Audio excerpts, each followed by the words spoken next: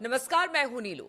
तो जैसी कि आशंका जताई जा रही थी कि इजराइल कब आखिर ईरान पर हमला करेगा, क्योंकि 25 दिन पहले ईरान ने जिस तरह से अपनी मिसाइलें दागी थी और इजराइल पर कई मिसाइलें गिरी थी, उसके बाद से यही कहा जा रहा था कि आखिर वो दिन कब आएगा जब इजराइल इसको लेकर पलटवार करेगा। तो कल अगर इजराइल के टाइम के अनुसार यानी समय के अनुसार बात की जाए तो रात के 2:30 बजे के आसपास हमला जबरदस्त तरीके से ईरान पर किया गया है। कितना नुकसान इसमें ईरान को हुआ है, किस तरीके से किन किन ठिकानों को उसने निशाना बनाया है, बातचीत करने के लिए मयंक मेरे साथ जुड़ गए हैं।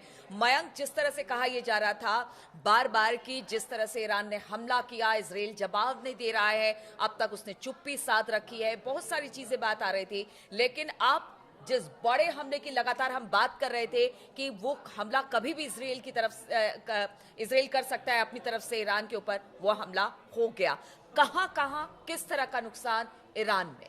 देखिए, अभी जो रिपोर्ट्स आ रही हैं अलग अलग स्तर से सामने, उसमें बताया जा रहा है कि ईरान के करीब 20 ठिकानों पर हमले हुए हैं, ऐसा न्यूयॉर्क टाइम्स भी कह रहा है। तो अभी जो रिपोर्ट्स हैं मीडिया में, सोशल मीडिया में, जिसकी चर्चा इंटरनेशनल मीडिया में, उसके मुताबिक ईरान के 20 ठिकानों पर ये हमले हुए हैं। और ये हमले जो हैं वो मिसाइल फैक्ट्रीज जो हैं वहाँ पे हमले हुए हैं, जो मिलिट्री बेसिस है वहाँ पे हमले हुए हैं। इलम इलाका है ईरान का, खुजिस्तान इलाका है और तेहरान, इसके आसपास ये अटैक हुए हैं। और ये अटैक जो है वो खोमैनी इंटरनेशनल एयरपोर्ट के पास भी जो अटैक हुए, जैसा कि बातें सामने आ रही हैं। और कुल मिला के जो मिलिट्री बेसिस हैं उसी को ही निशाना बनाया गया है। ये हाँ, रिहायशी इलाकों पर कोई अटैक नहीं हुआ है, ऐसा अभी फिलहाल जो खबरें आ रही हैं। ईरान की तरफ से इस हमले की पुष्टि कर दी गई है, लेकिन एक गौर करने वाली बात यह है कि ईरान का कहना ऐसा है कि इस हमले में कोई खास नुकसान ईरान को नहीं हुआ है। अच्छा, मैं रिपीट करूंगा एक बार फिर से। हाँ, ईरान की तरफ से, आईआरजीसी की तरफ से आधिकारिक रूप से बयान आ गया है, ये कंफर्म कर दिया गया है कि इजराइल की तरफ से अटैक हुआ था। लेकिन ईरान ने यह भी कहा है कि इन हमलों से कोई खास नुकसान नहीं हुआ।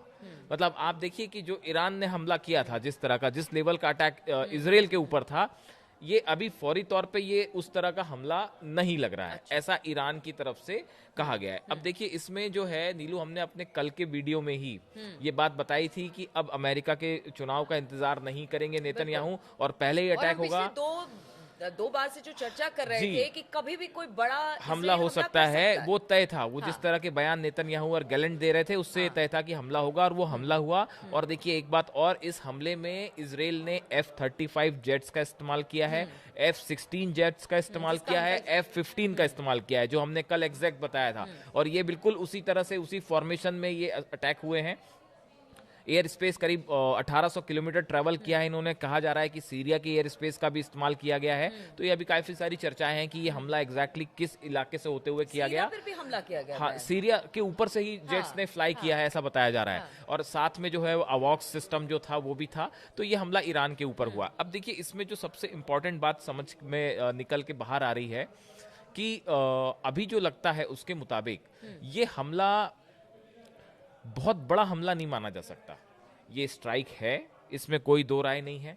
अभी हालांकि इनिशियल लेवल पे ही खबरें हैं, अभी धीरे से पता चलेगा कि ईरान में इसका कितना नुकसान हुआ है। लेकिन ये हमला न्यूक्लियर साइट पे नहीं है, ये हमला किसी भी ऑयल रिफाइनरी पे नहीं है, जिसको लेकर सबसे ज्यादा चिंता थी। और ये भी कहा जा रहा था कि हो सकता है, ये जो हमने कल चर्चा की थी, कि अमेरिका की तरफ से ये दबाव था कि किसी भी तरह से जो है वो न्यूक्लियर साइट्स जो हैं उस पे हमला ना हो। कहा है कि हमने ना ऑयल रिफाइनरी को निशाना बनाया, न्यूक्लियर ना साइट्स हमने को भी न्यूक्लियर साइट्स को, उन्होंने क्लियर कर दिया अपनी तरफ तो से, यानी अमेरिका की बात यहाँ पर रख लिए। हाँ। अब सवाल ये है कि अब ईरान की तरफ से क्या जवाब आएगा, ये बड़ी बात है। देखिए, ईरान की तरफ से, ईरान के जो मिलिट्री कमांडर्स बड़े हैं, उनकी तरफ से जो सोर्सेस से बयान आ रहा है, ईरान ने ये कहा है कि इस हमले का जवाब दिया जाएगा और करारा जवाब दिया जाएगा। अब देखने की बात यह है, देखिए इसको लेके अलग अलग 2-3 तरह की चर्चाएं हैं।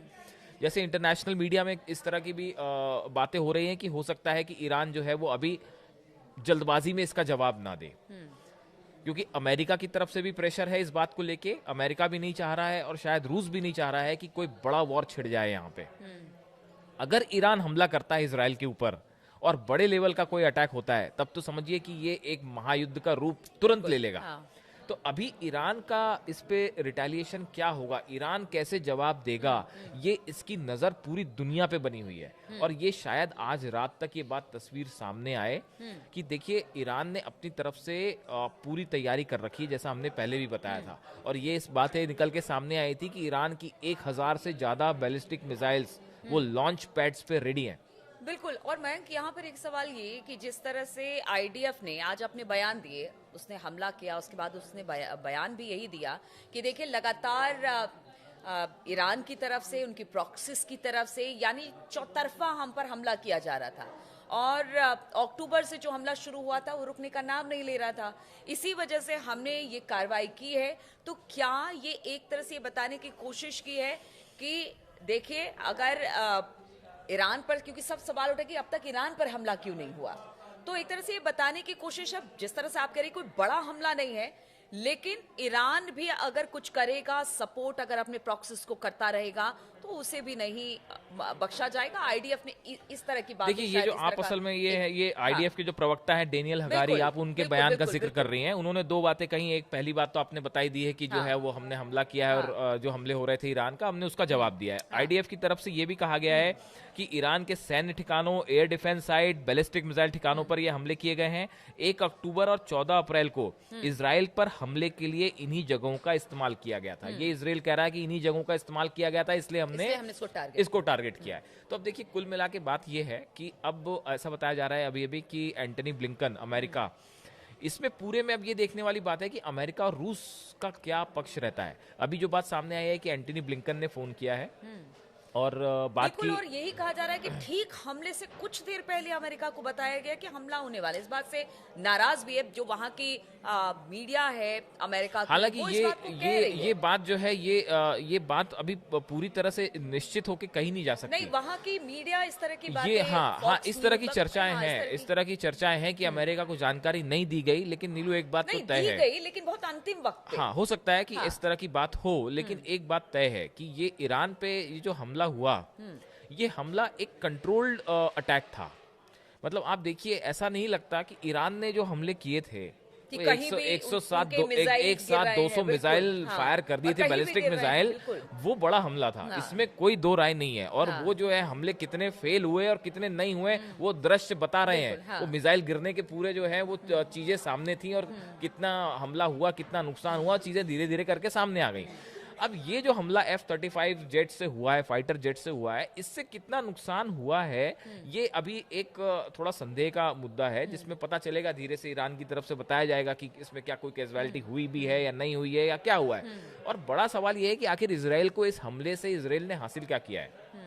देखिए बड़ी चीज ये है कि क्या नेतन्याहू के ऊपर एक प्रेशर बना हुआ था, एक प्रेस्टीज इशू बना था, कभी ईरान ने हमला किया तो हमको भी जवाब देना है। क्या सिर्फ इसीलिए ये हमला कर दिया गया, या फिर ये जो बताया जा रहा है कि जो ये ठिकानों पे जो हमले हुए हैं, एयर डिफेंस साइट्स पे और बैलिस्टिक मिसाइल्स के ठिकानों पे हमले हुए हैं, तो क्या ये वाकई यहाँ नुकसान हुआ है, ये तबाह हुए हैं।